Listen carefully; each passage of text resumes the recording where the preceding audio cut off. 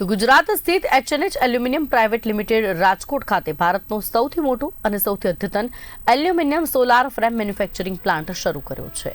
રાજકોટના ચીભડા ગામમાં વાર્ષિક 24,000 મેટ્રિક ટન ક્ષમતા ધરાવતો પ્લાન્ટ ભારતમાં 6 ગીગાવોટ સોલાર ઇન્સ્ટોલેશનને સપોર્ટ કરી શકે એટલો સક્ષમ છે। આ પ્લાન્ટનું ઉદ્ઘાટન 4 જુલાઈ 2025ના રોજ ભારત સરકારના માન્ય કેન્દ્રીય જળશક્તિ મંત્રી શ્રી સી.આર. પાટીલ દ્વારા વરિષ્ઠ સરકારી અધિકારીઓ, એચ&એચ એલ્યુમિનિયમ લીડરશીપ અને તમામ આમંત્રિત મહાનુભાવોની હાજરીમાં કરવામાં આવ્યું હતું।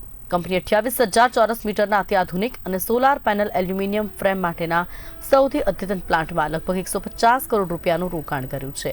પ્લાન્ટમાં ટ્રાયલ ઉત્પાદન જૂન 2025માં શરૂ થયું છે અને 1 મહિનાની અંદર કમર્શિયલ પ્રોડક્શન શરૂ થવાની ધારણા છે।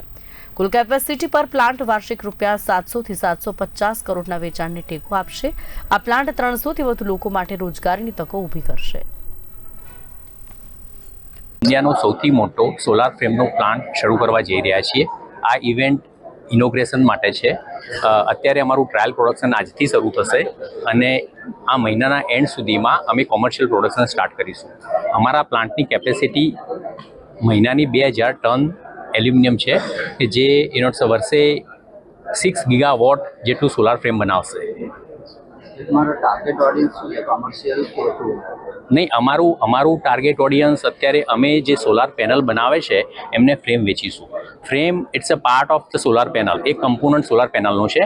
એટલે જે લોકો સોલાર પેનલ બનાવતા હશે અત્યારે સોલાર પેનલ જે પણ બનાવે છે અત્યારે 95% ચાઇનાથી ઇમ્પોર્ટ કરે છે અને હવે અમારું એ મેન્યુફેક્ચરિંગ લોકલ શરૂ થશે એટલે એ લોકો ચાઇના ઓવર અમને પ્રિફર કરશે એવી અમારી આશા છે। અને સરકારની બી ઘણી બધી એવી નીતિઓ છે કે જે અમને ફાયદાકારક છે। કે એક એક્ઝામ્પલ આપું તમને કે 11 મહિના પહેલાં સરકારે એન્ટી ડમ્પિંગ ડ્યુટી નાખી ચાઇનાના ઇમ્પોર્ટમાં, જે ઇક્વિવેલન્ટ ટુ 14% છે।